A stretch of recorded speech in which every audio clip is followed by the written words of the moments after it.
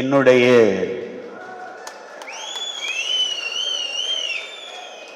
உயிரோடும் உணர்வோடும் கலந்து வாழுகின்ற என் தாய் தமிழ் உறவுகளே, என்னுடைய பேரன்பிற்கும் பெரும் நம்பிக்கைக்கும் உரிய என் உயிருக்கினிய உடன் பிறந்தார்களே, உங்கள் அனைவருக்கும் என் அன்பும் வணக்கமும்.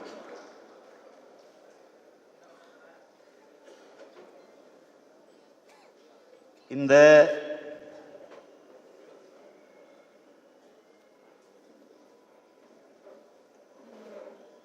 பொதுக்குழு கூட்டத்திற்கு வருகை தந்திருக்கிற உங்கள் அனைவருக்கும் என்னுடைய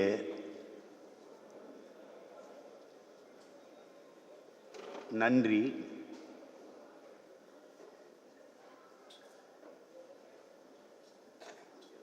பசியோடு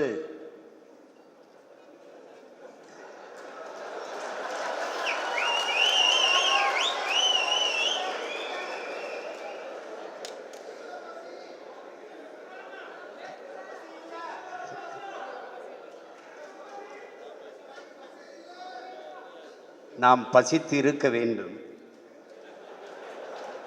ஏனென்றால் உண்டு விட்டால் உறங்கி விடுவோம். அதற்காகவாவது நாம் பசித்திருக்க வேண்டும். நாம் இப்போது பசித்திருப்பது என் தங்கைகளே, தம்பிகளே, பேரன்பு மிக்க பெற்றோர்களே, ஆன்றோர்களே, சான்றோர்களே, நிரந்தரமாக நம் இன மக்களின் பசியை போக்குவதற்கென்பதை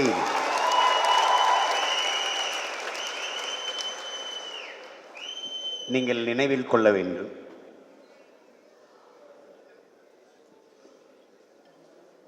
இங்கே முன்ன எப்போதும் இல்லாது புதிதாக ஒன்றை நீங்கள் பார்ப்பீர்கள். இந்த படம் அதற்கு முன்பு 3 சொம்பு, இது திராவிட செம்பு இல்லை, இது தமிழ் தேசிய பிள்ளைகளுக்கு சத்தியம் தரக்கூடிய தெம்பு. இது மேலே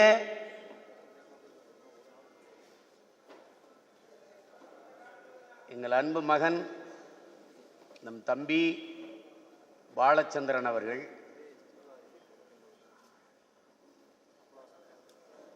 எப்படி இருந்தவன் சிங்கள இராணுவ பிடியில் சிக்கவில்லை, சிக்க வைக்கப்பட்டான். அவன் அவர்கள் கொடுத்த அந்த இன்சுவை கட்டியை ஒன்று கொண்டு எங்கோ ஒரு இலக்கை நோக்கி வெறித்து பார்க்கிற படம். அது உங்களைத்தான் பார்க்கிறான் என்பதை நீங்கள் நினைவில் கொள்ள வேண்டும்.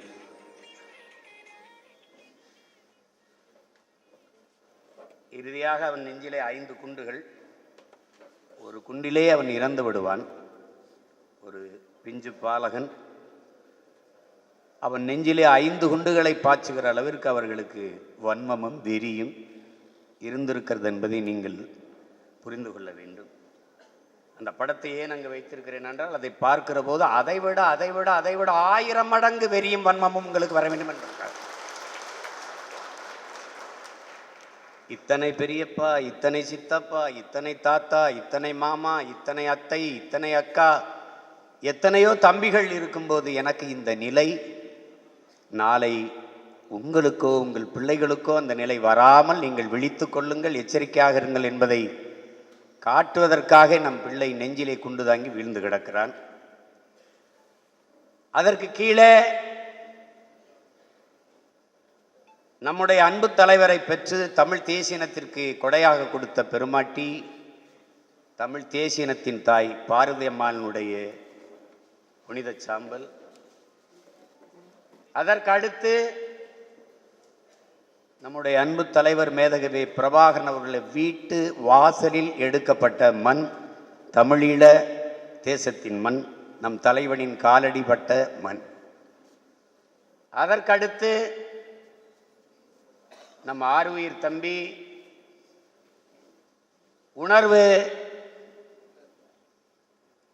இன உணர்வு, மான உணர்வு மற்று மதுக்கடைகளிலும் திரையரங்குகளிலும் கூடி நின்ற தமிழிலம் தலைமுறையினரை இன விடுதலையின் பக்கம் திருப்ப தன் உடம்பிலே நெருப்பை கொட்டி உணர்வு சூடேற்றிய புரட்சியாளர் தம்பி முத்துக்குமார் அவர்களுடைய புனித சாம்பல். இது இரண்டையும் கரைத்து விடத்தான் என்னிடத்தில் கொடுத்தார்கள். நம் இலக்கை தொடும் வரை இது என்னிடத்திலே பத்திரமாக இருக்க வேண்டும் என்பதற்காகவே என்னுடைய வழிபாட்டு அறையில் வைத்திருந்தேன். இன்று உங்களுக்கு முன்பு வைத்திருக்கிறேன். இந்த சாம்பலின் மீதும் தம்பியின் படத்தின் மீதும் நீங்கள் ஒவ்வொருவரும் உறுதியேற்று செல்ல வேண்டும் என்பதற்காகத்தான் இதை இங்கே வைத்திருக்கிறது. இங்கே பல பேருக்கு பொதுக்குழுவுக்கு அழைப்பு வந்திருக்காது. அது வேண்டுமென்று யாரும் செய்திருக்க மாட்டார்கள். திடீரென்று டிசம்பர் மாதத்திலே நாம் நடத்தியிருக்க வேண்டிய பொதுக்குழு கூட்டம் உங்களுக்கு தெரியும். பெரும் மழை வெள்ளம் சிக்குண்ட நம் மக்களுக்கு உதவுவதற்காக சென்னையிலே தூத்துக்குடியிலே பல நாட்களை செலவிட்டோம். தேர்தல் ஆணையத்திலே வேண்டுகோள் விடுத்து 2 வாரங்கள் அவகாசம் கொடுங்கள், பிறகு நாங்கள் நடத்துகிறோம் என்று இன்றைக்கு நடத்தி கொண்டிருக்கிறோம்.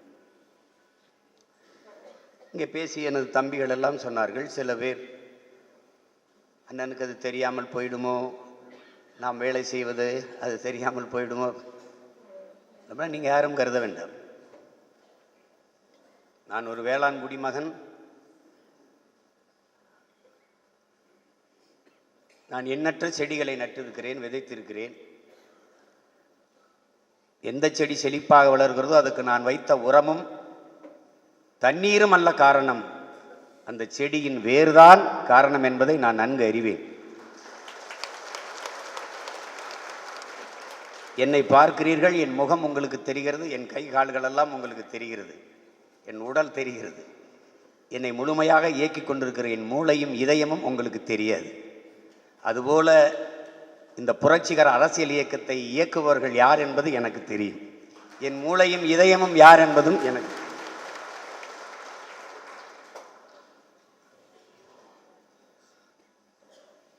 அதை தெரியாமல் 14 ஆண்டு காலம் இந்த படையை நடத்தி வந்திருக்க முடியாது. இதிலே உங்களுக்கு எந்த ஐயமும் வேண்டாம், அனைத்தும் அறிவோம் யாம்.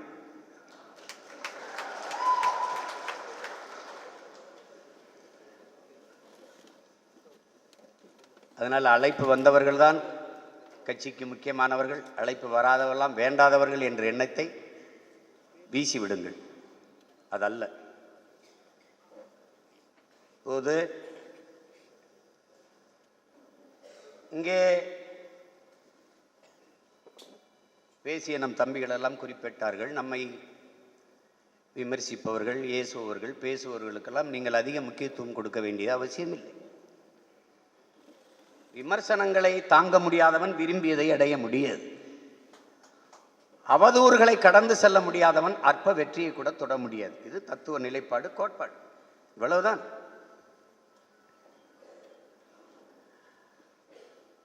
நீங்கள் உயர்ந்த லட்சியத்தை சுமந்து நிற்கிறீர்கள். நீங்கள் ஒவ்வொருவரும் புரட்சியாளர்கள் என்கிற பெருமிதமும் திமிரும் உங்களுக்கு இருக்க வேண்டும்.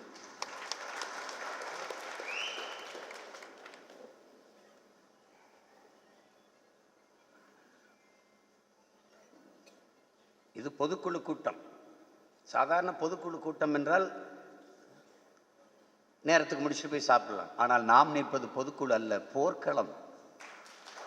போர்க்களத்தில் சண்டை செய்து கொண்டிருப்பவன் அப்பா ரொம்ப பசிக்குது, ஒரு 5 நிமிஷம் போரை நிறுத்தி சாப்பிட்டு வரேன் என்று சொல்ல முடியாது.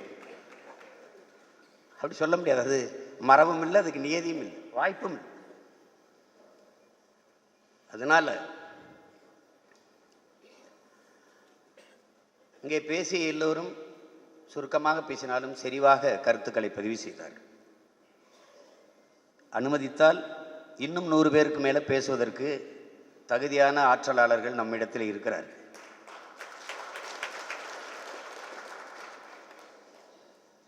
இதுவரை எத்தனையோ தேர்தல்களை நாம் எதிர்கொண்டிருந்தாலும் நாம் எதிர்கொள்ள இருக்கிற 24 தேர்தலும் 26 தேர்தலும் நாம் தமிழர் கட்சிக்கு அல்ல, தமிழ் பேரினத்திற்கே மிக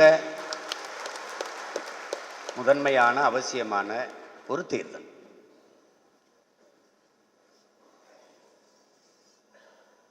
இங்கே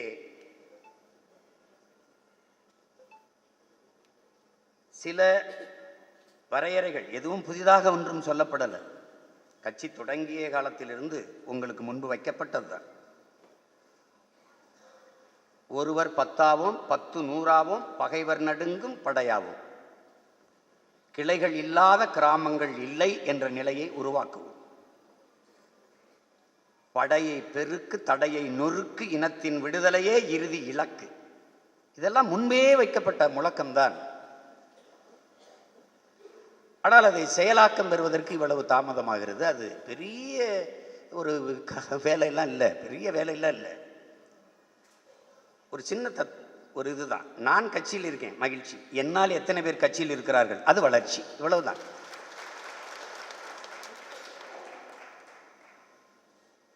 எவரி பூத் 10 யூத் என்பது இப்போது இல்லை, முன்பிருந்தே சொல்லிக் கொண்டு வருவது. அந்த வரைமுறையை பின்பற்றி அரவிந்த் கெஜ்ரிவால் வென்றது டெல்லியிலே உங்களுக்கு தெரியும். ஒரு வாக்ககம் 10 முகவர்கள் என்றில்லாத ஒரு வாக்ககத்திற்கு ஒரு கிளை, ஒரு கிளைக்கு குறைந்தது 8-10 உறுப்பினர்கள்.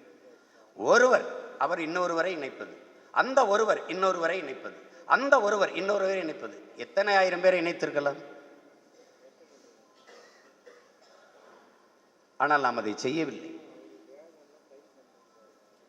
ஆனால் இனி செய்யாமல் இருந்தால் நான் அதை விடப்போவதில்லை. நீங்கள் செய்துதான் ஆக வேண்டும். இதுவரை நீங்கள் அமைப்பை கட்டளை, இனி உறுதியாக கட்டுகிறீர்கள். இது அண்ணனின் கட்டளை. அவரவர் வாழ்விடங்களை நாம் தமிழர் கட்சியின் கோட்டையாக மாற்றுங்கள். இந்த கோட்டையை தொடுவது ரொம்ப எளிது.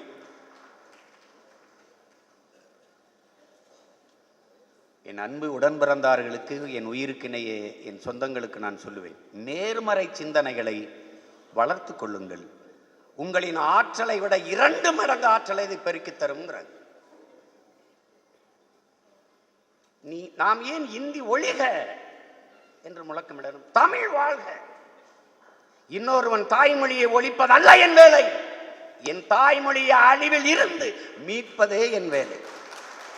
அதை காப்பதே என் கடமை. அப்படிதான் நீங்க திராவிடம் ஒழிக, அதல்ல என் கோட்பாடு, என் கொள்கை. தமிழ் தேசியம் எழுக வெல்க, அதான் எங்க கோட்பாடு. இவன் எப்படியாவது தோற்க வேண்டும் என்று நீ போராடாதே, நீ எப்படியாவது வெல்ல வேண்டும் என்று போராடு. இதுதான் உன்னுடைய நிலைப்பாடாக இருக்க வேண்டும், கோட்பாடாக இருக்க வேண்டும். அவன் குள்ளமாக வேண்டும் என்று நீ எண்ணாதே, நான் உயரமாக வேண்டும் என்று எண்ண. அதான் முக்கியம். அதற்கு வழிதான், ஒரே வழிதான் இருக்கிறது. நண்பிற்குரியவர்களே, இந்த மண்ணை மாற்றுவதற்கு முன்பு நான் என்னை மாற்ற வேண்டும். அதான் முக்கியம். இந்த மண்ணை வெல்வதற்கு முன்பு மக்களின் மனதை வெல்லணும். அதான் முக்கியம். அதுதான் மக்களின் இதயத்திற்கு நெருக்கமாக செல்லுங்கள்னு சொல்றது.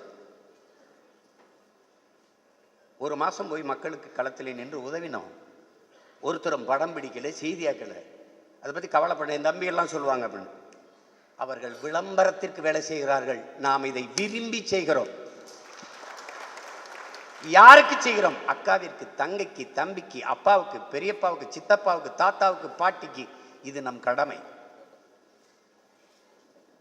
இங்க எல்லாம் சொன்னாங்க, தங்கச்சி இளவஞ்சி கூட அந்த ஆணுக்கு பெண்ணுக்கு சமமாக 50 20 தொகுதி. இதில் ஒரு பெருமையும் அல்ல, நம் பிறவி கடமை என்பதை நீங்க புரிஞ்சுக்கணும். இதெல்லாம் பெருமையில உள்ள கடமை.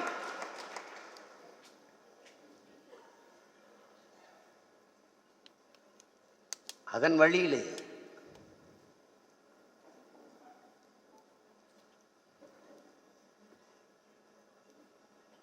புதிதாக ஒரு கோட்பாட்டை வகுத்துக் கொண்டு தத்துவத்தை தேர்தல் மாற்றிக்கொண்டு நிற்கிற பிள்ளைகள் நாம் அல்ல. நமக்கு எல்லா வடிவத்திலும் தத்துவமாக நம் தலைவன் இருக்கிறார். நீங்கள் என்ன நிறைய அறிவு கொண்டு வர வேண்டும், ஆற்றல் கொண்டு வர வேண்டும் என்றெல்லாம் இந்த இயக்கம் உங்களை எதிர்பார்க்கவில்லை, நானும் எதிர்பார்க்கவில்லை. அறிவு புகட்டப்படும், ஆற்றல் ஊட்டப்படும், வளர்க்கப்படும். ஆனால் நீங்கள் அளவில்லாத அன்பை கொண்டு வர வேண்டும். ஏனால் பேரன்பு கொண்டு எவன் வருகிறானோ அவன்தான் இந்த இயக்கத்தில் முன்னிற்க முடியும். தாயின் அன்பை விட பேரன்பு கொண்டவன் எவனோ அவன்தான் நாம் தமிழர் கட்சியின் முதன்மை தளபதியாக வர தகுதியை பெறுவான். அண்டை அயலானுக்கும் அன்பு காட்டுங்கிறார் நபிகள் நாயகம். நீ அண்டை அயலானுக்கெல்லாம் அன்பு காட்ட வேண்டாம், உடன் பிறந்தவனே உன் அருகில் இருக்கிறவனிடத்தில் காட்டு. தன்னை போல் பிறரையும் நேசிப்பாக ஆமென் என்கிறார் இயேசுகிறார். நீ உன்னை மாதிரி உடன் பிறந்தவனை நேசி. That's all your honour. அவ்வளவுதான். பகவான் கிருஷ்ணர் என்ன சொல்றார்? கிருஷ்ண பரமாத்மா பூமியில் எங்கெங்கு அநீதி நடக்கிறதோ அதையெல்லாம் ஒழிப்பதற்கு நான் அவதாரம் எடுத்து வருவேன்கிறாரு.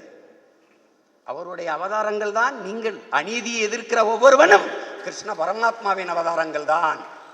அநீதியை எதிர்த்து அச்சமில்லாமல் துணிந்து போராடுகிறவன் எவனோ அவனே உண்மையான ஜிகாத்து புனித போராளி என்கிறார்கள் ஸல்லல்லாஹு அலைஹி வஸல்லம் அவர்கள்.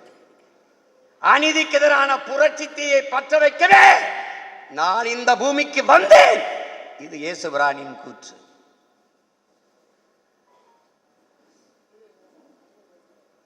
எப்படி பார்த்தாலும் உலகில் மானுட சமூக மாற்றத்திற்கு வந்த சிந்தனையாளன், புரட்சியாளன் எல்லோரும் ஒரே தடத்தில், ஒரே தத்துவ நிலைப்பாட்டில் தான் நின்றிருப்பார்கள். அதுக்கு சொல்லிட்டே போகலாம்.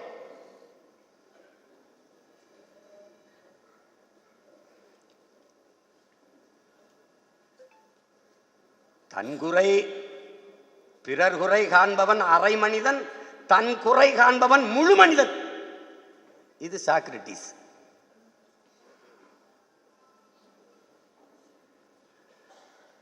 அதையே நம்முடைய பாட்டனார் வள்ளுவ பெருமகனார் ஏதிலார் குற்றம் போல் தம் குற்றம் காண்கிற்கு பின் தீதுண்டோ மண்ணும் உயிருக்குங்கிறது.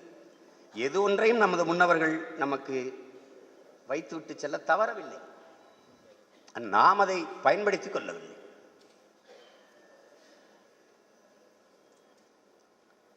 ரொம்ப குழப்பிக்கிறது. நம்மளை எப்படி பயங்காட்டுவாங்க? அதெல்லாம் பெரிய கட்சி, இந்த கட்சிகளை எப்படி நீங்க வெல்லுவீங்க, கூட்டணி போகாம எப்படி வெல்லுவீங்க அப்படின்னு. இவ்வளவு காலம் பொறுத்திருந்தீங்களே, இன்னும் 2 ஆண்டுகள் பொறுத்திருங்க, எப்படி வெல்லுவோம்னு.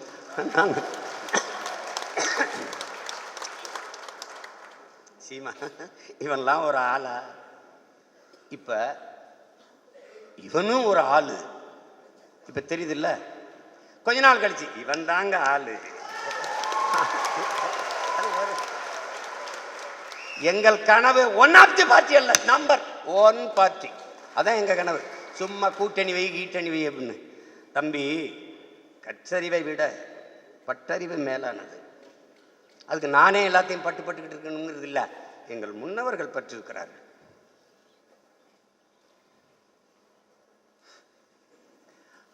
கோயிலில் அடிக்கல்ல இருக்குல்ல, இந்த கல் கோயிலுக்குள்ள சிலையா இருக்குல்ல, அந்த சிலையாக மாறி இருக்கிற கல்லை பார்த்து கேட்குது, நானும் நீனும் ஒரே இடத்துல தான் பிறந்தோம், ஒரே இதில் இருந்தால் எடுத்தாங்க.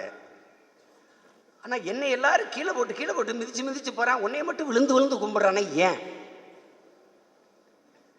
நீ ஒரு அடி அடித்தவன 2ஆ பிளந்து கீழே விழுந்துட்டாடா, அதனால படிக்கலாயிட்ட. நான் பார்த்தியா, இந்த கண்ணுக்கு 1000 அடி, இந்த கண்ணுக்கு 1000 அடி, மூக்குக்கு 3000 அடி, கைக்கு காலுக்கு பலாயிரக்கணக்கான அடி, உடம்புக்கு லட்சக்கணக்கான அடி, பல அடிகளை தாங்கியதாலேயே, அவ்வளவு வலிகளையும் காயத்தையும் தாங்கியதாலேயே மக்கள் என்னை கைகூப்பி வணங்குறான்னு. புண்பட்டவன் பண்படுவான். தம்பி, ஒரு சூட்டு கம்பி வச்சு மூங்கிலை துளைக்கும் போது அந்த வலியை தாங்காத மூங்கில் புல்லாங்குழல் ஆகாது ராஜா, ஆகாது.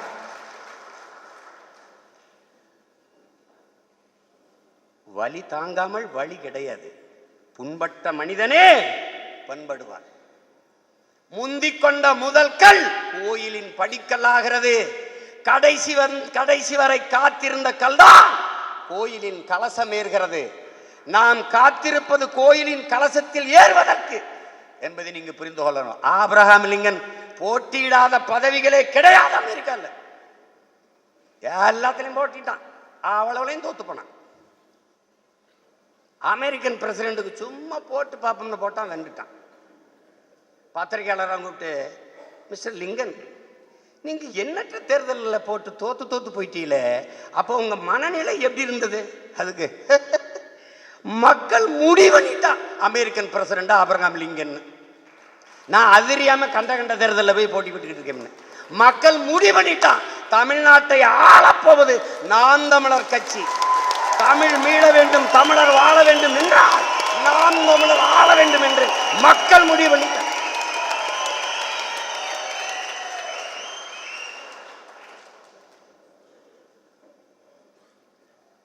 குழப்பிக்கத ஆல்வாயிடுச்சுன்னு சொல்றேன்ல. நான் எதற்கும் பயப்படுறதில்லை, அச்சப்படுறதில்லை, கலங்குறதில்லை. ஏன்? நான் 100 முறை வென்று வென்று வென்று ஒரு முறை தோற்றவன் அல்ல, 1000 முறை தோற்று ஒரு முறை வென்றவன். எளிதில் வெல்பவனின் இதயம் மலரினும் மெல்லிதாக இருக்கும். தோற்று தோற்று தோற்று தோற்று போய் வெல்பவனின் இதயம் இரும்பினும் கடினமாக இருக்கும். உங்கள் இதயம் என் அன்பு உடன் பிறந்தார்களே இரும்பினும் கடினமாக இருக்கும். தோல்வி வெற்றி நம்மை சிரித்து மகிழ வைக்கும், தோல்வி சிந்தித்து வெல்ல வைக்கும். நாம் வெல்லுவோம், வெல்லுவோம், நம்பிக்கையோடு. இவ்வளவு தூரம் வரும் நீ நினைச்சிய? நான் இந்த வேலையை செய்யும் என்னை பெத்த தாய் தந்தர் நினைச்சானா, எனக்கு கற்பித்த ஆசிரியர் நினைச்சானா, இங்க கூடியிருக்கிறாரா நினைச்சீங்களா, அல்லது நானாவது நினைச்சானா? இல்ல, காலம் கையளித்தது செய்கிறோம். என்ன உங்க அப்பா முதலமைச்சரா? யாரோ ஆரம்பிச்ச கட்சியை பறிச்சுட்டு வந்தியா? கொடி சின்ன ஆட்சியோட வந்தியா? சாதியை சொன்னியா, மதத்தை சொன்னியா? என்ன சொல்லு? லட்சக்கணக்கான கோடிகளை கொள்ளையடிச்சு பதுக்கி ஒதுக்கி வச்சிருந்தது பாதுகாக்க பதவிக்கு வரணும்னு வந்தியா? இல்ல இல்ல, நீ தாயின் கருவறையில் பிறந்தவன் அல்ல, உன் இனத்தின் கல்லறையில் பிறந்தவை. நீ லட்சக்கணக்கான இனத்தின் பிணத்திலே நீ பிரசவிக்கப்பட்டாய். நீ தாயின் தாளாட்டில் வளர்ந்தவன் அல்ல, உன் இனத்தின் ஒப்பாரியிலும் ஓலத்திலும் பிறந்தவன் வளர்ந்தவன். நீ அழிவின் விளிம்பில் நிற்கிறாய். விழித்துக் கொள்ளவென்றால் சுத்தமா முடிஞ்சிடும். விடுதலையின் முதல் படி விழிப்புணர்வு என்கிறார் தலைவர். கத்துக்கு.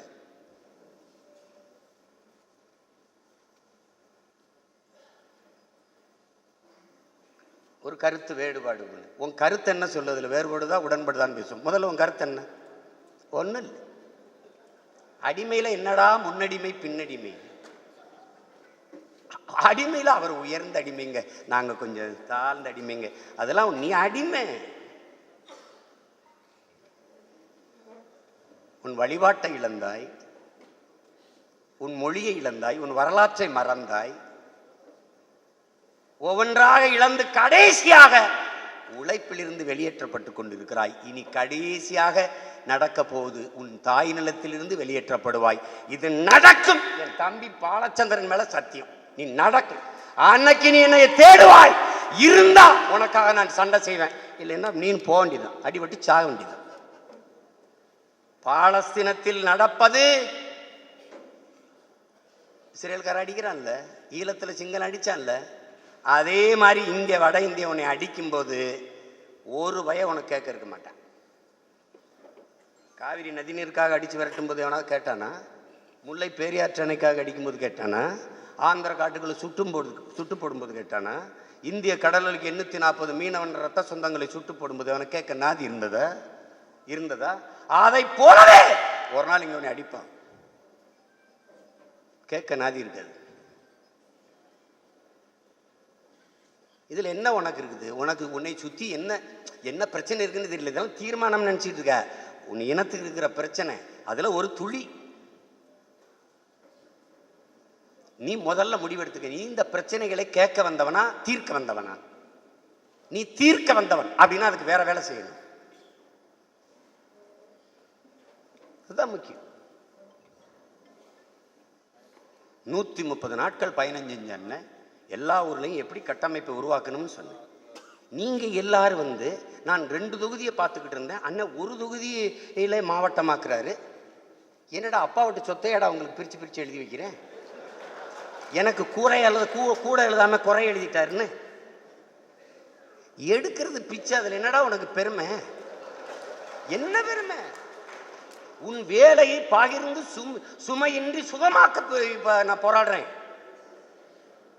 100 கிலோ அரிசியை ஒரே ஆள் தூக்காம 10 பேருக்கு 10 கிலோவா பிரிச்சு கொடுங்கிறேன். சுமையும் எளிதாகும், பயணமும் இனிதாகும். இதானே? அதை புரிஞ்சுக்கிறாம நான் என்ன வேலை செய்யறேன்னு உங்களுக்கு கடத்த முடியலன்னா உன்னை நான் தோத்துட்டதாக சொல்லிட்டு விலகணும். இல்லைன்னா எனக்கு புரியலைன்னா நீங்க விலகணும். குறுக்க ஓடக்கூடாது, குறுக்க ஓடக்கூடாது தம்பி. நான் லட்சிய வெறி கொண்டு பாயிற புலி அடிபடி செத்து போயிட்டு நான் பொறுப்பாக்க முடியாது. சும்மா ஏதாவது புதுசா 2ஆம் கட்ட தலைவர் யாரு? முதல் கட்டத்துக்கு தலைவன் உருவாகல, அதுக்கு 2ஆம் கட்டத்துக்கு போற.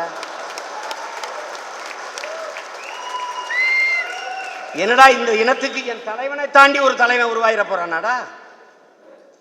உருவாயிர போறானா? நீ அவன் பிள்ளையாரு, அவன் தம்பியாரு. அதை விட்டு அடுத்த தலைவர் யாரு? இங்க இருந்த தலைவன்லாம் என்ன பண்ணிட்டான்னு நினைக்கிறேன்? தலைவன்னா அதுக்கு ஒரு தகுதி இருக்குடா, தகுதி இருக்கு. அந்த தகுதி இருக்கா? உறக்கம் தொலைப்பியா? அவமானம் தாங்குவியா? ஏச்சு பேச்சு தாங்குவியா? பசித்து கிடப்பியா? பல 100 மைல்கள் நடப்பியா? அதெல்லாம் பாப்பியா நீ?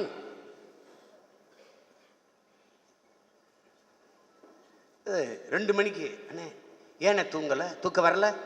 வந்தா தூங்க மாட்டேனாப்பா. இப்ப அது ஒரு பிரச்சனை.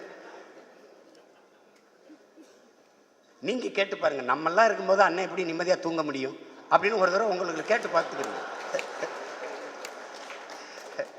என் தம்பி கருணாசு வீட்டில் வந்து இத்தனீண்டு வேற வச்சுக்கிட்டு ஒரு இயக்கத்தை நடத்துக்கு நான் பட்ட பாடு எப்படின்னே சமாளிக்கிற. இப்ப தெரியுதாடா அண்ணனுடைய அருமை? அதெல்லாம் தம்பி தொடங்குவது எளிது தம்பி, தொடர்வது ரொம்ப கடினம் தம்பி. ஒரே ஒரு கோட்பாடு தான் தம்பி, நீ நல்ல நோக்கத்தை கொண்டிரு, அது உன்னை வழி நடத்திருங்கிறான்.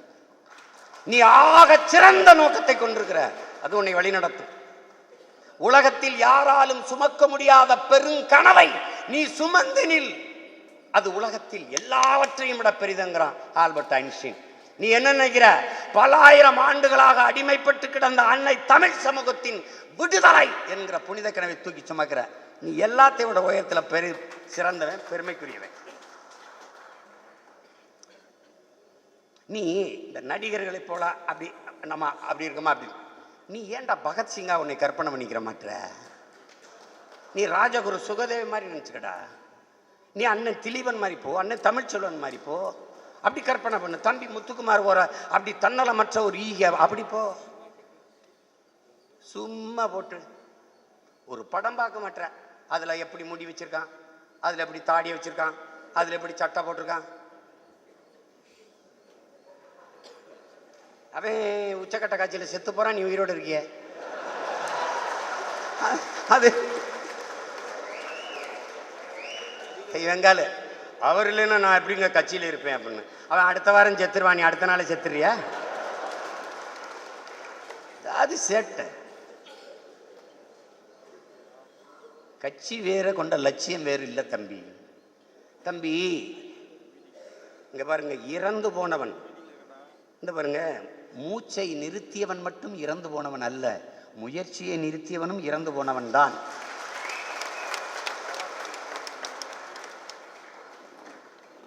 இதயம் நின்றால் மட்டும் இறப்பதல்ல, லட்சியம் இல்லாதவன் இறந்து போனவன் தான். ஒவ்வொரு மனிதனுக்கும் ஒரு லட்சியம் இருக்கணும். உனக்கு என்ன லட்சியம் சொல்லு. உனக்கு பிடித்த நடிகரின் பிடித்த நடிகரின் படம் வரும்போது முதல் காட்சி பார்ப்பதான் ஒரு லட்சியம்னா திரையரங்கு வாசல்லே தீக்குடிச்சு செத்துப்போம். அப்படி ஒரு லட்சியம் உனக்கு தேவை கிடையாது. அதனால நீங்க உங்களை ஆகச்சிறந்த லட்சியவாதிகளாக வளர்த்து வார்த்து கொண்டு வாருங்கள். நீங்கள் மாபெரும் புரட்சியாளர்கள். நீங்க ஒரு தடவை தனியா இருக்கும்போது யோசிச்சு பாருங்களேன், எந்த பின்புலத்துல பொருளாதாரம் இல்லை, ஊடக ஆதரவு இல்லை, பெரிய பெரிய மாவட்ட செயலாளர்கள் வந்தார்கள், கட்சியில் சேர்ந்தார்கள், செல்வந்தர்கள் வந்தார்கள், இணைந்தார்கள், இல்ல. அன்றாடங்காட்சிகள், தினக்கூலிகள், பஞ்ச பராரிகள், தானி ஓட்டிகள், அந்த கூலிக்கு போறவன், அவன் இவனெல்லாம் சேர்ந்து ஒரு மாபெரும் அரசியல் படையை 10 ஆண்டுகளில் கட்டி எழுப்ப முடியும் என்றால் அது புரட்சிடா. புறையோடி போன புற்றாக இருக்கிற சாதி மத உணர்ச்சியை தகர்த்து நினைச்சு பாரு. சாதி, மதம், சாராயம், பணம், சாப்பாடு, இதாண்டா இங்க இருக்கிற அரசியல் கோட்பாடு. இதான் இங்க இருக்கிற கோட்பாடு. சலுகை, போனஸ், மானியம், இலவசம், இதான் இங்க இருக்கிற நலத்திட்டங்கள். இதையெல்லாம் உடைத்து நாங்கள் தமிழர்கள் என்ற ஒரு புரட்சிகர அரசியல் படையை கட்டுவதில் சாதாரணம் அல்ல. இதை சாத்தியப்படுத்தியது என்பதே நமது உயிர் தமிழும் நமது உயிர் தலைவன் பிரபாகரனும் என்பதை நீங்கள் நீ எங்கே பிறந்துக்கலாம், நீ எந்த சாதி, எந்த மதம், எவனவரு, ஆனால் உன்னையும் என்னையும் இந்த அரங்கத்தில் இறுக பிணைத்து நிறுத்தி இருப்பது நம் உயிர் தமிழும் நம் தலைவன் பிரபாகரனும் என்பதை நீங்கள்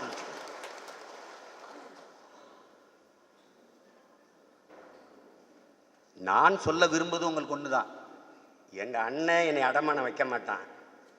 அவன் கடைசி வரை நல்வழி நடத்தி போய் இந்த இலக்கை தொடுவான் என்ற நம்பிக்கை இருந்தால் என்னோடு வா. இல்லை அப்படி ஓரமா நின்று வேடிக்கை வர, குறுக்க குறுக்க ஓடாது, அது தவறு. நம்பிக்கை இருந்தா வரல போ. யாரும் உன்னை காலையில காலை பிடிச்சி இழுக்கலையே, என்னை கூப்பிடல அப்படின்னு. அப்படி எல்லாரும் மொத்த பேர் வந்து மேலதாளத்தோடு வந்து வெத்தலை வாக்கு வச்சு கூப்பிடட்டுமா? எனக்கு பொதுக்குழுக்கு அழைப்பு இல்லை, எனக்கும் தான் அழைப்பு இல்லை, நான் போகவா இருக்கவான்னு கேட்டேன். கட்சி உங்க கட்சி, வர வேண்டியது உங்க கடமை. பொதுக்குழு இங்க வந்ததுனால கட்சி வளர போதா? இல்ல, நோ, நெவர். நீ அங்கிருந்து இந்நேரத்தில் இன்னொருத்தனை கட்சியில உறுப்பினர் அட்டை போட்டு கொடுத்துக்கிட்டு நீ தாண்டா பொதுக்குழு உறுப்பினர், நீ தாண்டா செயற்குழு உறுப்பினர், நீ தாண்டா எல்லாம். அதை விட்டு சும்மா என் கூட படம் எடுக்கிறதுல காட்டுற ஆர்வத்தை படையை கட்டுவதில் காட்டுங்க, நம்ம வென்று. நீ என்ன செய்ய, ஏய் அண்ணன் கூட படம் எடுத்துக்க பாரு, இப்படி அண்ணன் கூட நீனு ஒரு படம் எடுக்கலாம் கட்சியில, சரியா? அப்படி சேர்த்து கொண்டா. இவங்க சொல்றதெல்லாம் சும்மா. அண்ணனை உள்ள விட மாட்டீங்க, படம் எடுக்கிறே. ஒரு நாளைக்கு 5000 பேரோட படம் எடுக்கிறேன்டா. ஒரு தடவை இப்படி எடுக்கிற, தோல் மேல கை அப்படி ஒன்று எடுக்கிற, அண்ணன் ஒரு செல்ஃபின்னு எடுத்துக்கிற. என்ன நீ என்னடா ஒரு ஆளாவடா நடத்துற, பொம்மை மாதிரி தானடா நடத்துற, அப்படி போன்ற அப்படி போன்ற. என்னை பாதுகாப்பா கொண்டு வரணும்ல, உங்ககிட்ட இருந்து என்னைய பாதுகாக்க நான் படுற பாடு பெரும்பாடா இருக்கு. அப்படியே வரும்போது செருப்பு மிதிச்சுக்கிறான், அப்படி தடுமாறி போட்டுக்கிறது. அது ரப்பர் செருப்பு போட்டா பிஞ்சுக்குது. பார்த்தா தள்ளி தள்ளிப்போ, அண்ணனுக்கு பின்னாடி வேணும், அவன் தான் மிதிச்சுக்கிட்டு இருக்கான்.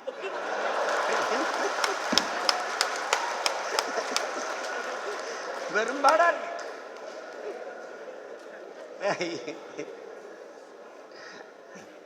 அதாவது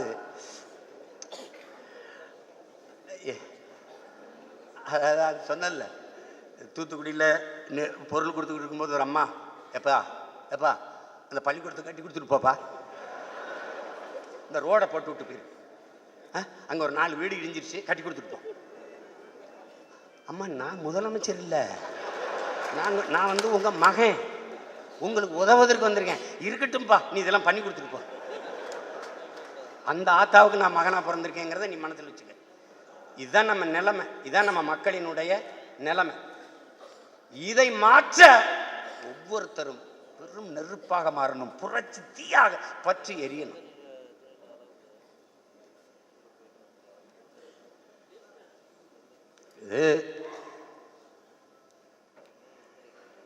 அது ரொம்ப முக்கியம். அப்புறம் பல இதில் நடக்கத்தான் செய்யும், அதெல்லாம் ஒன்றும் செய்ய முடியாது. இப்போ அண்ணன் 1000 பேர் 1000 ரூபா வேலை திட்டம்னு சோர்ந்துட்டேன். அது நடக்க போகிறதுலேயும் எனக்கே தெரிஞ்சிருது. அவ்வப்போது கேட்டு பிச்சை எடுத்து வண்டி ஓட்டிக்கலாம் அப்படின்ட்டு ஒன்றுமே கிடையாது. ஒரு 1000 பேர் நம்ம ஒரு 1000 ரூபாய் கொடுக்குறது என்பது பெரிய தொகை இல்லை. கட்சியில் ஒரு 1000 பேர் மாதம் மாதம் வங்கியில் போட்டுறேன்னா ஒரு தொகை, பெரிய தொகை இல்லை. ஒவ்வொன்றுக்கும் நம்ம அப்படி கெஞ்ச வேண்டியது. பொதுக்குழுவா, அடுத்து என்ன, அதுக்கு ஒரு பொங்கல் விழாவா, அது இப்படி ஒவ்வொன்றுக்கும் நான் ரொம்ப கஷ்டமாயிடுது, திணற வேண்டியது. இதுக்கெல்லாம் நமக்கு அறிவுரை சொல்கிறவங்க, நீங்கள் இப்படி இதுக்கு ஒரு போராட்டம் பண்ணிங்கன்னா, ஐயா ஒரு போராட்டம்னா 5 லட்ச ரூபா தேவைப்படுதுங்கய்யா, அதுக்கு சோறு விட்டு ஒட்ட வேண்டியது இருக்குதுயா, அதுக்கு மேடை போட வேண்டியது இருக்குங்கய்யா அப்படின்னு. நானும் ரொம்ப இது என்னன்னா, எங்கிருந்தோ சீமானுக்கு காசு வருதுங்கன்றான். எங்கிருந்து காசு வருது, எங்கிருந்தோ வருதுங்கிறத கண்டுபிடிச்சிடறான். ஆனா அது எங்கிருந்து வருதுன்னு அவனுக்கு தெரியல. எங்கிருந்தோ வருது. நீங்க இப்படி ஒரு கேள்வியை கேட்டு பாருங்களேன். நம்மளை விமர்சிக்கிறாங்கல்ல, எதற்கு விமர்சிக்கிறாங்க?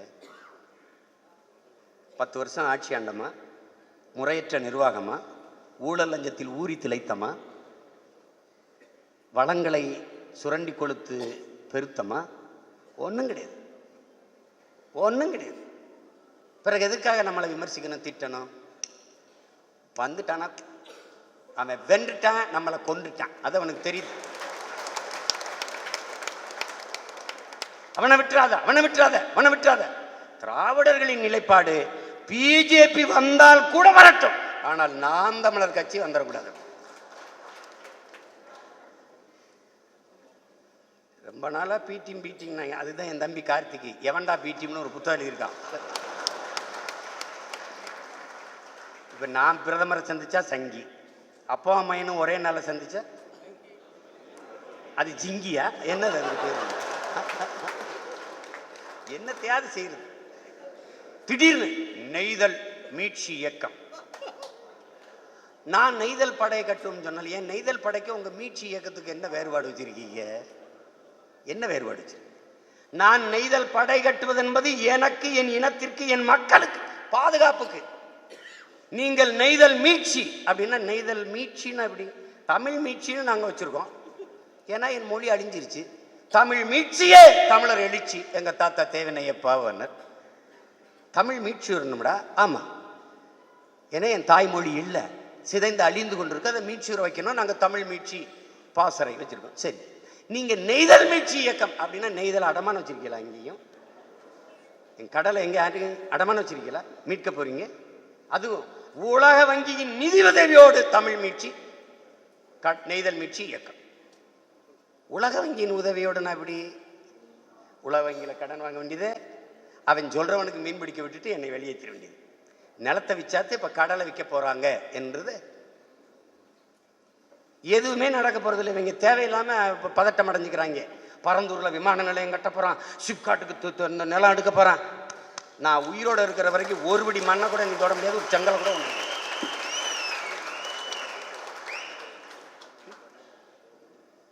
இவங்க ஒரு வளர்ச்சியை கட்டமைப்பு பாருங்க.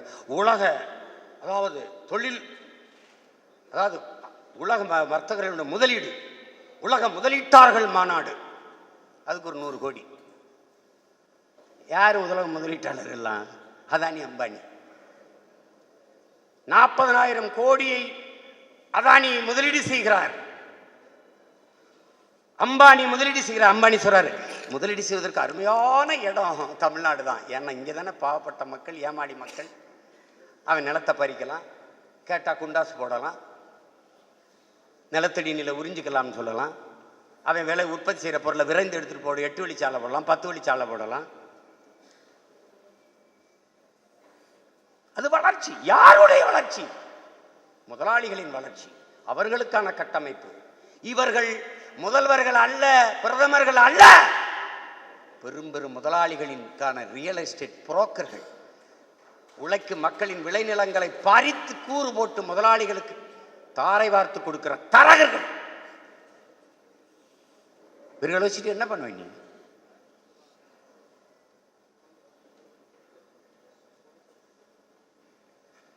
அதெல்லாம் விடு. படையின் வலிமை இல்லாம வெல்ல முடியாது. இதுவரைக்கும் என் தம்பி மதி சொன்ன மாதிரி, மதிவானன் சொன்ன மாதிரி, நீ வேலை செஞ்சாலும் செய்யலைனாலும் எனக்கான ஓட்டு இருக்கு, அவன் போடுவான். ஓட்டுருக்கானா இல்லையா? தஞ்சாவூர்ல ஒருத்தன் இல்லை, ஒரு கிராமத்தில் ஒருத்தனும் கிடையாது, ஒரு கொடியும் கிடையாது, ஒருத்தனும் கிடையாது. 750 ஓட்டு போட்டுருக்கானா இல்லையா? என் தம்பி மணி சிந்தலுக்கு 750 ஓட்டு ஒரு கிராமத்தில். சபாநாயகர் அப்பாவை அவர்கள் இருக்கிறாங்கல்ல, அவர்கள் சொந்த கிராமத்தில், ராதாபுரத்தில் சொந்த கிராமத்தில் அவரை விட நாம் தமிழர் கட்சிக்கு 40 வாக்கு அதிகம்.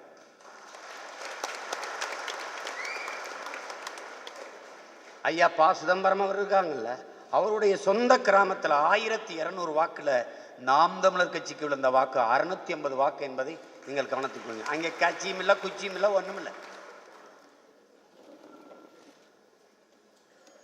ஸ்டீவன் ஹாக்கிங் சொல்றாருல, எல்லா கண்டங்களையும் கிரகங்களையும் ஆய்வு செய்து நான் போய் பார்த்தேன்டா, எங்குமே கடவுள் இல்லைடான். எனக்கு கடவுளை பார்த்து பயம் இல்லடா, கடவுளை நம்புகிறவனை நினைச்சா தாண்டா பயமா இருக்குன்றல்ல. அது மாதிரி இந்த தொலை தூரத்தில் இருக்கிறவன் தூரம் இருந்து என் பேச்ச கேட்கிறவன்லாம் இயங்குறாங்க என் கொள்கைக்கு. இந்த பக்கத்தில் உட்கார்ந்துருக்கான் பாருங்க, ஒரே தட்டில் சாப்பிட்டு ஒன்னா படுத்திருக்கான் பாருங்க, இவன் கொள்கைக்காக வாரானா நம்ம கொள்றதுக்காக வாரானாங்கிறது தெரியாம பெரிய பாடாது. இதே தான் எங்க அண்ணனுக்கு நடந்தது. ஒரே தட்டில் சாப்பிட்டு ஒரே வாயில படுத்த கருணாநிதி எங்கே இதே தான். அவர் தெளிவா சொல்லிட்டு போயிட்டாரு, இன்றைய துரோகி நேற்றைய நண்பன், நாளைய துரோகி இன்றைய நண்பன்.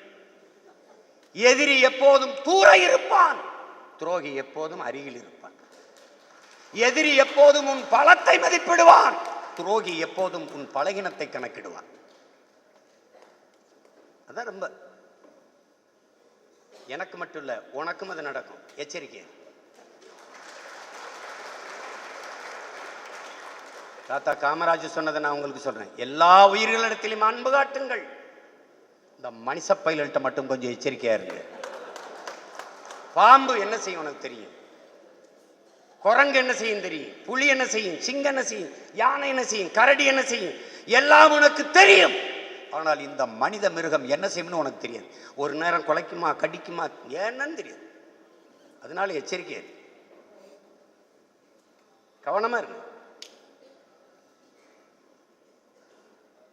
லட்சியத்தில் உறுதி கொண்ட மக்களை வயிற்று பசி ஒன்றும் செய்யாதுங்கிறார் தலைவர்.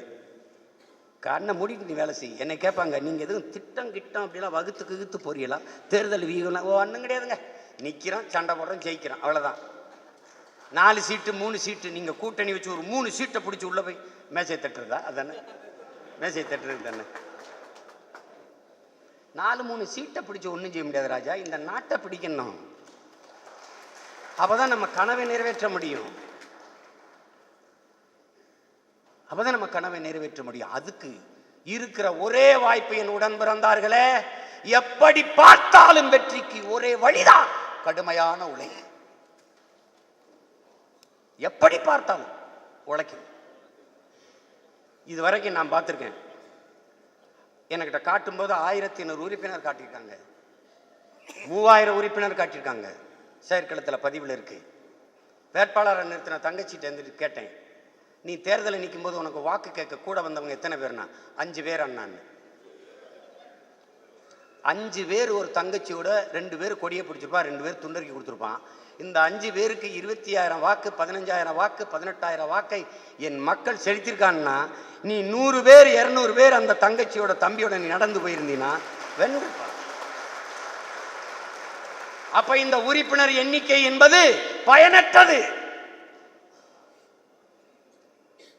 பேரன்புமிக்க பெற்றோர்களே, அருமை தம்பி தங்கைகளே, உயிருக்கு நீ என் உடன் பிறந்தார்களே, ஐயா இறையன்பு எழுதுகிறார், போர் தொழில் பழகு என்கிற நூலை படியுங்கள். ஒரு படையில் எத்தனை வீரர்கள் இருக்கிறார்கள் என்பதை பொறுத்து படையின் வலிமை அல்ல, ஒரு படையில் எத்தனை வீரர்கள் ஈடுபாட்டோடு இருக்கிறார்களே அதை வைத்துத்தான் படையின் வலிமை. எத்தனை பேர் வேலை செய்யறான் அதான்டா எண்ணிக்கை அல்ல, எப்படியும் வெல்ல வேண்டும் என்கிற எண்ணம் தான் முதன்மையானது. இந்த 1000 பேர் கூட நின்றுட்டு அவன் அடிவாங்க எல்லாம் அடிவாங்கன்ட்டு என்ன பேச்சு, வாங்க வாங்க அப்படின்னா எப்படி இயக்கம் வெல்லும்?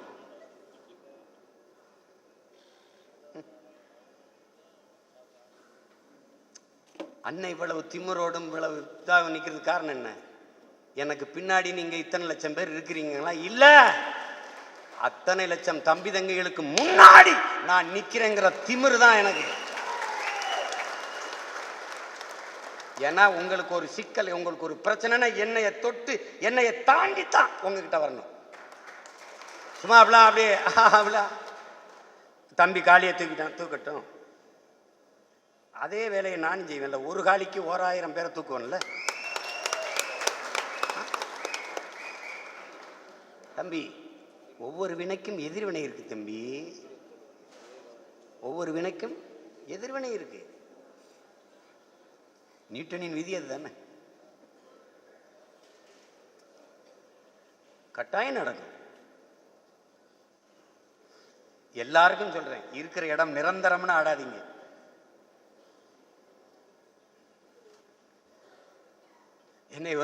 என்ன போற பக்கம் பார்த்தா நிரந்தர பிரதமரா மோடி தான் இருப்பார் பாருங்க. அவர் பிரதமரா இருப்பாரு, இந்தியாவின் பிரதமரா அவர் தான் தொடர்ந்து இருப்பார் போல் இருக்க. அவரும் இருப்பாரு, இந்தியா எங்க இருக்கும்னு கேட்டேன். இன்னும் ஒரு முறை வந்தாருன்னா இந்தியா இருக்காது. இப்ப பேர் இருக்குல்ல, அதையும் தூக்கிறார் பாரத். ஏன்னா சீமா கேட்பான் இந்தியாவே இல்லையே அப்படின்னு, அதான் பாரத்னு மாத்திட்டேனே.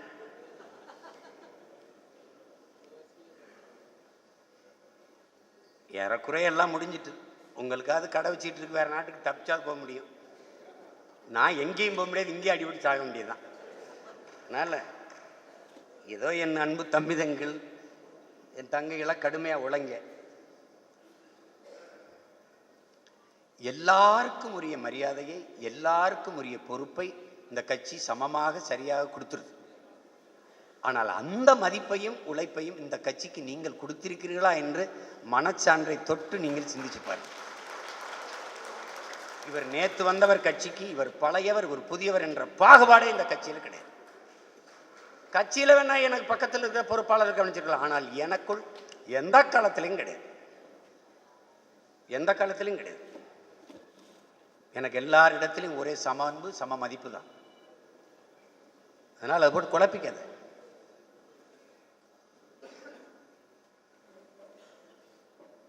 நம்ம யாரோடும் கூட்டணி வைக்க முடியாது. நாம் மாற்று என்று வந்திருக்கிறோம். எந்த கட்சி அந்த கட்சியின் அரசியல், எந்த கட்சி அந்த கட்சியின் ஆட்சி, இதிலிருந்து எந்த கட்சியிலிருந்து மாற்று? இந்த கட்சி, இந்த அரசியல், இந்த ஆட்சி, இதிலிருந்து தான் மாற்றுக்கு நாம் வந்திருக்கிறோம்.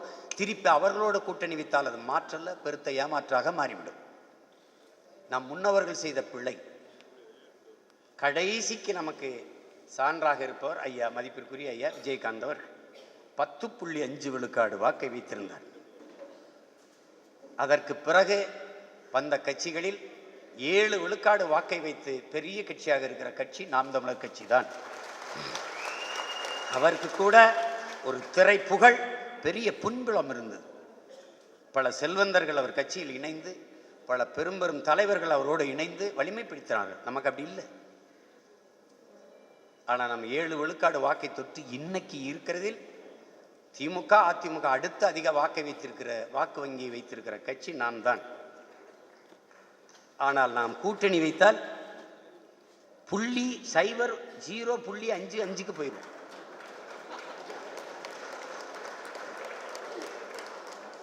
அதனால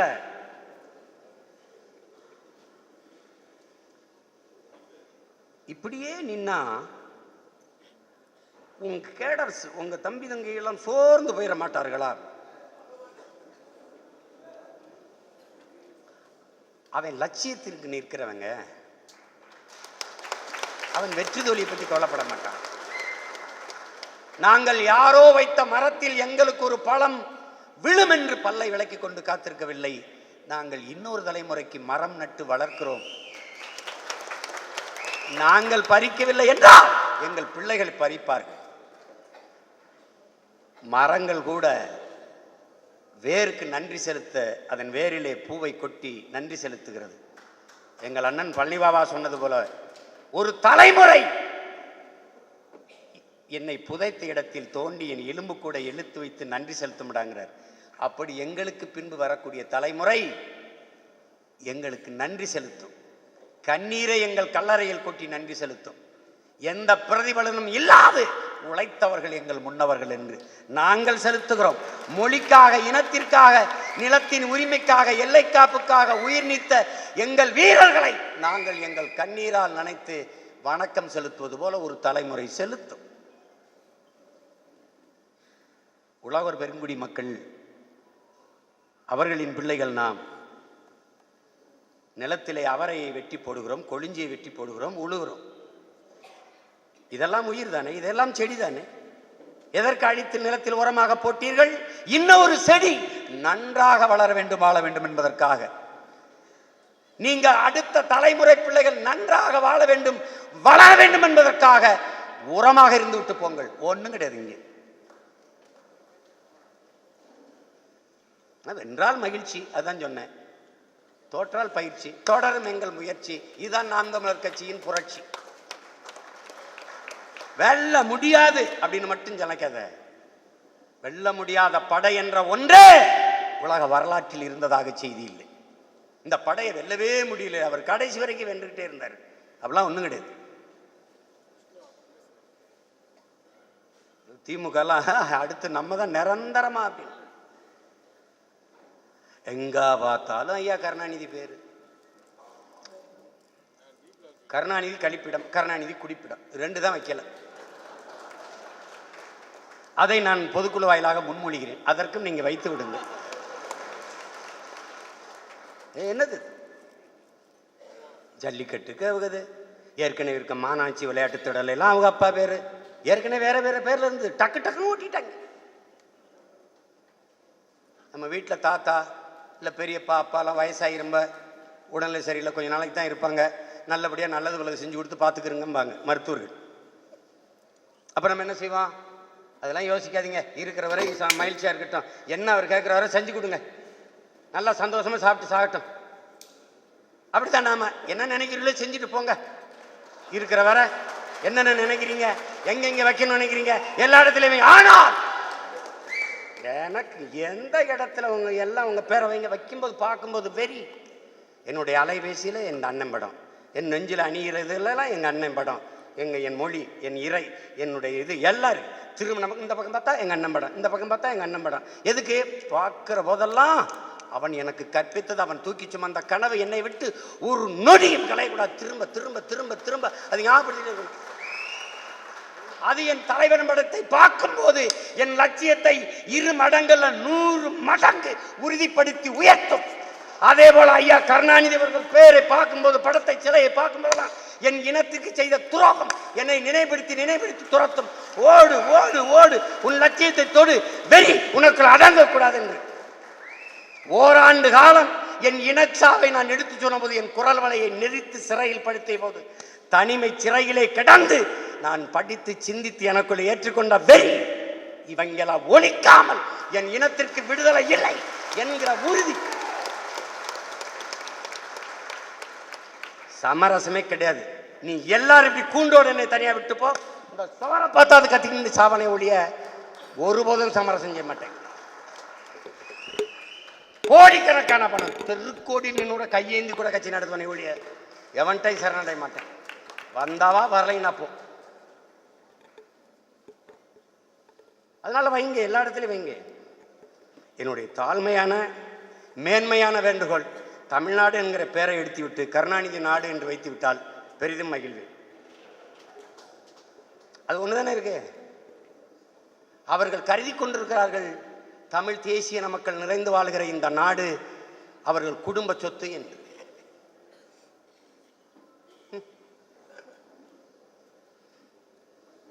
நீ புலம்பாத, உன்னால முடியாது, அதெல்லாம் நம்ம என்ன செய்ய முடியும் அப்படிலாம் நினைக்காது.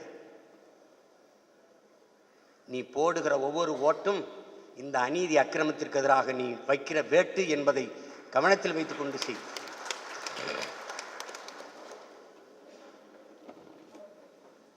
பத்தவை அன்னை இத்தனை லட்சம் மெழுகுவர்த்திகளை பத்த வச்சிருக்கல, இவ்வளவு விளக்குகளை ஏற்றிருக்கல, நீ இன்னொரு விளக்குல பத்தவை, நீ இன்னொரு விளக்குல பத்தவை, நீ இன்னொரு விளக்கு பத்தவை, அடங்கா பெருநெருப்பாக பற்றி எரியுங்கள்.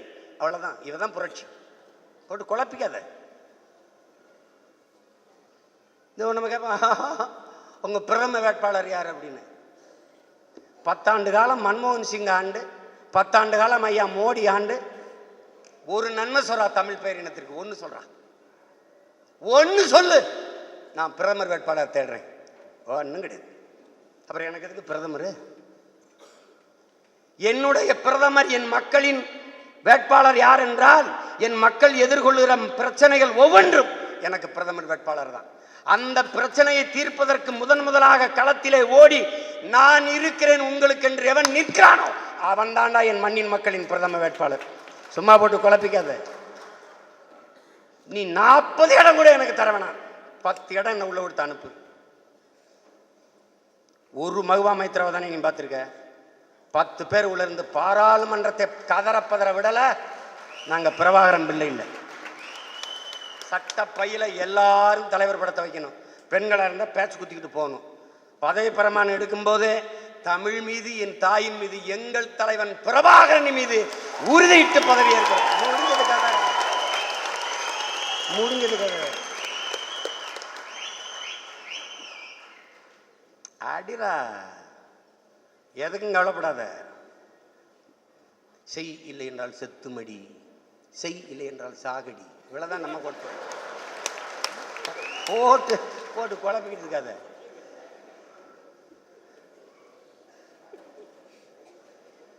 அதெல்லாம் சும்மா எதையாவது பேசிட்டு இருக்கு.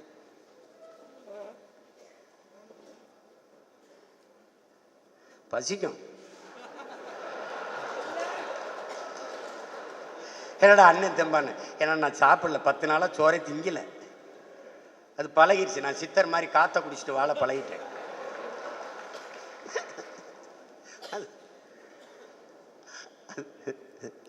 சிக்ஸ் பேக் எடுக்கணுமா என் மனைவி, விட்டுருவேன். எங்க பழைய சோறு உப்பு கண்டம் தீயா இருக்கும் அப்படின்னு. ஐயோ ஐயோ அப்பா. என் உடன் பிறந்தார்களுக்கு ஒன்று தான், நான் கற்பிக்க ஒன்றும் இல்லை, நிறைய பேசியாச்சு. இங்கே பேசுகிற என் தம்பி எல்லாம் சொன்னாங்க, இனி தொடர்ந்து மறு சுற்றுப்பயணம் வருவேன். தேர்தலுக்கு முன்னாடி ஒரு பயணம் வருவேன். 130 நாள் பயணித்தேன், பாடம் நடத்தினேன். ஆனால் நீங்கள் தயவு செய்து எனக்காக வேலை செய்யாதீங்க, உங்களுக்காக செய்யுங்க, உங்கள் பிள்ளைகளுக்காக செய்யுங்க. வழி வழி வருகிற உங்கள் சந்ததியினர், உங்கள் தலைமுறைக்காக வேலை செய்யுங்க. நீங்கள் உங்கள் பிள்ளைகளுக்கு நல்ல காற்று வைத்திருக்கிறீர்களா, குடிநீர் வைத்திருக்கிறீர்களா, நஞ்சில்லாத உணவு வைத்திருக்கிறீர்களா, பயணிக்க பாதை, எரிக்க தடையற்ற மின்சாரம், படிக்க நல்ல கல்வி, பார்க்க நல்ல மருத்துவம் எதுவும் இல்லை. ஆனால் இப்படியே விட்டு விட்டு போக போறீர்களா? மழை இல்லை, மணல் இல்லை, நீர் இல்லை, நிலம் இல்லை, வளம் இல்லை, இப்படியே விட்டு விட்டு போக போறீர்களா? இல்லை இல்லை. என் பிள்ளைகள் வாழ்வதற்கு வசதியான வாய்ப்பான பூமியாக இதை வைத்துவிட்டு போக வேண்டும் என்கிற உங்களுக்கு உறுதியான நிலைப்பாடு இருந்தால் இன்றிலிருந்து உழைக்க தொடங்குங்கள். நாம் தமிழர் வெற்றிக்கு பாடுபடுங்கள். அதை விட்டால் வேற வழி கிடையாது, வேற வழி கிடையாது. சொல்லுங்கள், நீங்கள் சாத்தியமில்லாததையே பேசுகிறீர்கள் என்று உங்களை தர்க்கத்தில் மடக்குவார்கள். அங்கே சொல்லுங்கள், சாத்தியமில்லாத ஒன்றை சாத்தியப்படுத்துகிறவன் எவனோ அவனை புரட்சியாளன் என்று சொல்லுங்கள். அவர்களுக்கு திரும்பவும் சொல்லுங்கள், உடன் பிறந்தார்களே, இந்த உலகில் எது ஒன்றும் சாத்தியத்திலிருந்து பிறந்தது இல்லை, தேவையில் இருந்துதான் பிறந்திருக்கிறது. Demand is the mother of invention. தேவையை கண்டுபிடிப்பின் தாய். தேவைப்படுது படைக்கிறான். வெறுங்காலோடு நடந்தேன், சுட்டது, கல்லு குத்தியது, முள்ளு குத்தியது, செருப்பு தேவைப்பட்டது, படைத்தான். தேவையை கண்டுபிடிப்பின் தாய். நாம் தமிழர் கட்சி வெல்லுமா வெல்லாதா கேள்வி இல்லை, தேவையா தேவையில்லையா இதான் கேள்வி. அடிங்க பார்த்துக்குருவோம். 1 கோடி ஓட்டல்ல உங்க இலக்கு, 8 கோடி ஓட்டும் உங்களுக்கு. அதை நம்ம வெல்லணும். அதான் மகன். நீங்க அயோக்கிய பேனும், அநீதி செய்யறவனும், கொள்ளை பண்றவனும், கொலை செய்யறவனும், கொள்ளையடிக்கிறமே வென்றுகிட்டு இருக்கான். நீ நல்லவே வெல்ல முடியாதா? வெல்ல முடியாதா? போ, கிட்ட போ, மக்கள் கிட்ட போ, மக்களுக்காக வேலை செய். கைவிடுவார்கள், அவர்களை உன்னை தோளில் தூக்கி ஒரு நாள் கொண்டாடுவார்கள். சொல்றான்ல, முயற்சி கூட என்னை கைவிட்டதுண்டு பல நேரங்களில். நான் ஒருபோதும் முயற்சி செய்வதை விட்டதே இல்லை. நீ மக்கள் கைவிடலாம், நீ விடாத. அன்னை தெரேசா சொன்னது ஆள் மனதில் பதிவு செய். உன்னை வெறுப்பவர்கள் யாராகவும் இருக்கலாம், நேசிப்பவன் நீயாக இரு. அவ்வளவுதான், அவ்வளவுதான். கவனமா இருங்க. ரொம்ப போட்டு குழப்பிங்க. அது அண்ணன் சொல்றதை கேளுங்க. எறும்பு போல இயங்குங்க. 1 கோடி எறும்பு இருந்தாலும் ஒரே மூளையாகத்தான் இயங்கும். அதுதான் விடுதலை புலிகள். பல்லாயிரக்கணக்கான புலிகள் மறவர்கள் இருந்தாலும் ஒரே மூளையாய் இயங்கினார்கள். தலைவனுடைய மூளைக்கு அத்தனை வீரர்களும் சேர்ந்து இயங்கினார்கள். அண்ணன் தவறா உங்களை வழிநடத்தி விடுவேன் என்று நினைத்தால் அந்த நொடி வெளியேறினார். இல்ல, எங்க அண்ணன் சரியா வழிநடத்தி கொண்டு போய் இந்த கப்பலை கரை சேர்ப்பான் என்ற என்னோட ஏறிவான். அவ்வளவுதான். வேட்பாளராக யாரை நிறுத்துவார்? யாரை நிறுத்தினாலும் வேலை செய்வேன். இந்த முடிவுக்கு நீ வந்துடணும். என் தங்கச்சி காளியம்மா அப்படி சொல்ல, அங்கிருந்து வடசனையில் எப்படி இருந்து நின்னாங்க? அப்ப திருவாரூர்ல இருந்து சென்னையில் வந்து எப்படி கருணாநிதி நின்னாங்க? எப்படி நின்னாங்க?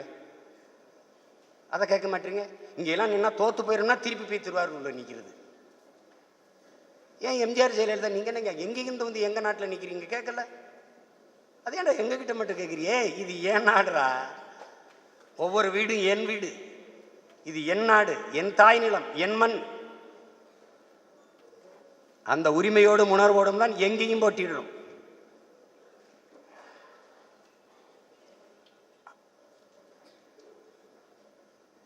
முதலில் 20 பெண்களுக்கான இடத்தை தேர்வு செய்கிறோம். பிறகு ஆண் வேட்பாளர்களுக்கான இடத்தை தேர்வு செய்கிறோம். அது தனித்து இதுவரைக்கும் இல்லாத நேர்காணலே அண்ணன் இந்த தேர்தலில் வைப்பேன்னா எல்லாரையும் கூட்டி வச்சுட்டு கட்சிக்கு எவ்வளோ நிதி கொடுப்பீங்க, தொகுதிக்கு எவ்வளோ செலவு பண்ணீங்கன்னு கேட்குற நேர்காணல் இல்லை. நான் ஏன் உங்களுக்கு இந்த இடத்த தரணும்? எவ்வளோ நாளாக கட்சியில் இருக்கிறீங்க? அண்ணா ரொம்ப நாளாக இருக்கேன். எத்தனை பேரை கட்சியில் சேர்த்துருக்கிறீங்க? யாரையுமே சேர்க்கல. பிறகு இப்போ சீட்டு கொடுத்தாலும் யாரையும் சேர்க்க மாட்டீங்கல்ல. அப்புறம் கட்சிக்கு நீங்க எந்த பொருள் உதவியும் எந்ததும் செய்ய வேணாம். உங்களைப் போல ஆற்றலாளர்கள் இன்னொரு 5 பேர் 10 பேரை சேர்த்து விடுங்க. அதுவே இந்த கட்சிக்கு நீங்க செய்கிற பெரிய பணி. அவ்வளவுதான். யாரும் செய்யலைன்னு சொல்ல மாட்டேன். செய்கிறவர்கள் தொடர்ந்து செய்கிறார்கள், செய்யாதவர்கள் அதையே செய்கிறார்கள். எல்லாருக்கும் முன்னாடி நிற்கிற எல்லாருக்கும் தெரியுமே, மனச்சான்று உறுத்துமே. அவர்கள் சொல்லி கட்சியில் சேர்த்தவர்கள் எண்ணிக்கை விட அவர்கள் சொல்லி கட்சியை விட்டு நீக்கியவர்கள் எண்ணிக்கை அதிகம். அவர்கள் மறந்திருப்பார்கள். அதில் கையெழுத்திட்டவன் என்கிற முறையில் நான் மறக்கவில்லை. ஆனால் நீங்களும் ரொம்ப சேட்டை. நான் இப்படி உழுதுகிட்டு போகும்போது நீ இப்படி உழுதுகிட்டு வர. நான் நேர்ச்சால் ஓட்டும்போது நீ குறுக்கு சால் ஓட்டுற. அது செய்யாத, அதை செய்யாத. இங்கே யாருக்கு சுய வெறுப்பு வெறுப்புலாம் கிடையாது. கட்சியின் வளர்ச்சி, லட்சியத்தில் வெற்றி, இதுதான் நமக்கு இருக்குது. அதை புரிந்து கொண்டு தமிழ் பேரினத்திற்கு இறுதி வாய்ப்பு, என் உடன் பிறந்தார்களே, இறுதி வாய்ப்பு. அழிவின் விளிம்பில் இருக்கிற அன்னை தமிழ் சமூகம் பாதுகாப்பாக வாழ்வதற்கு இருக்கிற இறுதி வாய்ப்பு. ஆயுதம் மிச்சம் வைத்ததை அரசியலால் வென்று முடிப்பது தான் கடைசி வாய்ப்பு என்பது அரசியல் விடுதலை தான். அந்த அரசியலை செய்யக்கூடிய இடமும் ஆற்றலும் காலமும் எல்லாம் தமிழ்நாட்டில் தான் இருக்கிறது. அது உங்கள் கையில் தான் இருக்கிறது. இதை புரிந்து கொண்டு களப்பணியாற்றுங்கள். எனக்கு முன்பு பேசியவர்கள் எல்லோரும் தெளிவுபடுத்தி பேசிவிட்டார்கள். இன்னும் பல கூட்டங்கள் பேச இருக்கிறான்னு. கன்னியாகுமரியில் ஆரம்பித்து திருப்பி ஊராக சுற்றணும். அதில் இது ஏன் வேலைன்னு நினச்சி எல்லாரும் படுத்துறாமல் எல்லாரும் வந்து பேசுங்க, எல்லாரும் சுற்றுங்க. இல்லைன்னா அவரவர் தொகுதியிலையாவது சுற்றுங்க. வேலையை பிரிச்சுக்கிட்டு எனக்கு இந்த தொகுதியில் 400 வாக்ககம், அப்போ 100 வாக்ககத்தை ஒரு தொகுதியாக பிரிங்க. அப்போ 4 தொகுதியாக வருதா? அந்த ஒரு தொகுதியை ஒரு மாவட்டமாக வச்சுக்கிட்டு நிர்வாகத்தை கட்டமைங்க. இது கட்சி நிர்வாக வசதிக்கு தான். குழப்பிக்காதீங்க, தொடர்ந்து வேலை செய்யுங்க, அச்சப்படாதீங்க. நீங்கள் நடந்து போங்க. விழுகிற நிழலாக உங்களை அண்ணன் பின்தொடர்ந்தே வருகிறேன் என்கிற நம்பிக்கையோடும் துணிவோடும் போங்க. நான் உங்கள் பின்னாடியே இருப்பேன், உங்களை பார்த்துப்பேன். நம்ம உறுதியாக வெல்லுவோம். நம்பிக்கையோடு இருங்க. தொடர்ச்சியாக இவருக்கே இடம் கொடுக்குறார் அண்ணன். இவர் அதிகப்படியான வாக்கை வாங்கிவிட்டால் அடுத்த முறையும் அவருக்கே சீட்டு கொடுப்பாருன்னு நினச்சின்னா கஷ்டம். வெல்லணும். அண்ணன் யாரை நிறுத்தினாலும் தகுதியற்றவரை நிறுத்த மாட்டேன், தேவையற்று ஒரு வேலையை செய்ய மாட்டேன் என்று நீங்கள் நம்பணும். அதான் என் அன்பு பிள்ளைகளுக்கு நான் சொல்லுவது, நாம் உறுதியாக வெல்லுவோம். இதை உலகிற்கு சொல்லுவோம். புரட்சி எப்போதும் வெல்லும். நாளை நமது வெற்றி அதை சொல்லும்.